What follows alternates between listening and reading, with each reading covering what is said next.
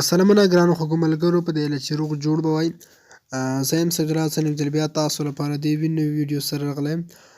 ملګرو په دې ویډیو کې ستاسو ته د موبایل یو ډېر زبردست عجیبه سیټینګ درښایم چې تاسو به هم ورته حیران شئ. ملګرو ډېر ښایسته او په زړه پورې سیټینګ دی. نو راځو ویډیو پیل کوو. مخکې له دې چې ویډیو شروع کړم هلته تاسو څخه په ډېر درناوي غوښتنه کوم چې زموږ د یوټیوب چینل هم درسره سبسکرايب کړئ.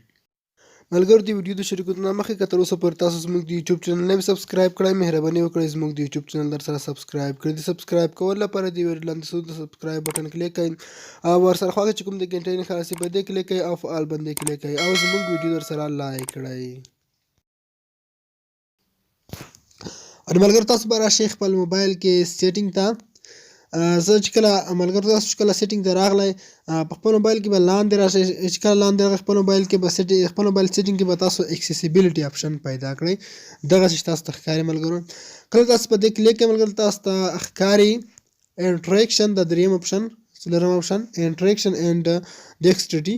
په دې چې کله تاسو کلیک کړئ ملګرو تاسو ته راځي اسسټنټ منیو. خو په هر حال په ځینو موبایلونو کې د توفیر کې وي بل ځای کې راځي خو تاسو به اسسټنټ منیو دلته پیدا کوئ په اکسیسیبیلیټي اپشن کې حتما وي.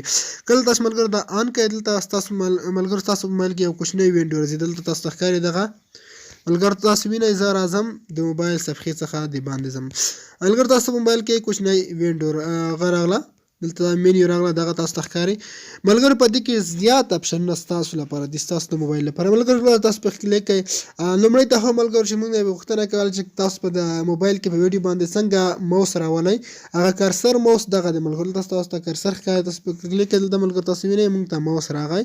لیکن موس هم شته همدارنګه زیات ځانګړتیاوې موس لپاره دي خو د پیج چې وړئ لاندې باندې اپلیکیشن ته پکې ځای هم ټول هر ډول اپشنونه تاسو ته لري.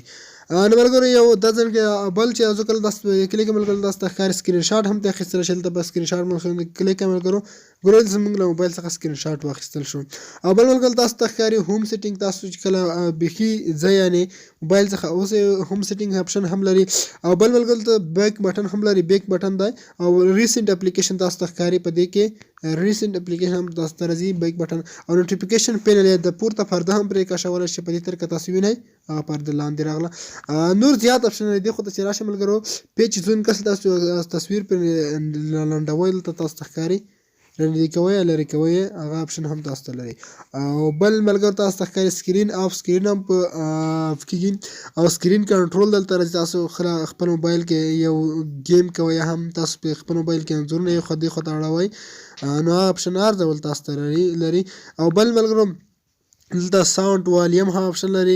خپله ملګرو دلته برایټ رڼا فین وینټ یو بل اپشن دی تاسو ته ښکاري. هغه کوم شی چې تاسو غواړئ پرې لنډې کړئ هغه هم پرې لنډولی شئ. مثال په ډول تاسو ته ښکاري دلته هر ډول اپشن چې تاسو وغواړئ تاسو وینئ ملګرو دې خوا ته دا هم ډېر ښایسته اپشن دی په زړه پورې اپشن دی.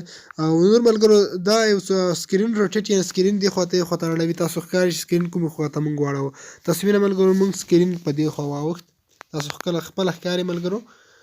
نو دا یو ډېر ښایسته منیو ده ډېره په زړه پورې منیو ستاسو لپاره ډېر زیات اپشنونه لري. تاسو ترې پوره ګټه اخیستلی شئ. نو ملګرو که چېرې دا ویډیو خوښه شوې وي نو مهرباني وکړئ زموږ چې ویډیو سره لایک کړئ زموږ چینل سبسکرايب کړئ. مننه ښه وخت او ښې شېبې ولرئ.